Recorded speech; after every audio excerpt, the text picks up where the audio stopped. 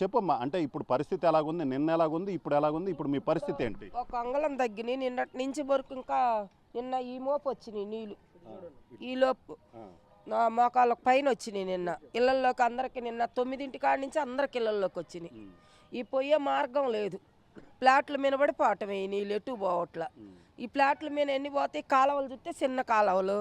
ఆ కాలువేమో అక్కడేమో petrol bunk కాడ కాలువ బాగలు కట్టియట్లేదు. అవన్నీ ఆ లక్ష్మీనగర్ మీద పడి అన్ని ఇళ్ళల్లోకి వస్తున్నాయి. ప్రతి రోజు వాన వస్తే మాకు ఇదే పరిస్థితి.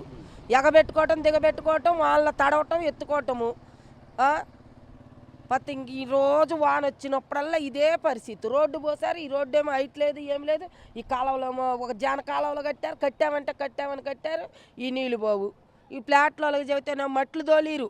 ఆ ప్లాట్లో అది ఆ ప్లాట్ ఉంది, లంకొండట్టుంది, దానికి మట్టి తోలీరు. ఏమి చాండాలంగా మురికి మాల కాలువల్లో డ్రైనేజీల్లో అబ్బా చెప్పేది కాదు.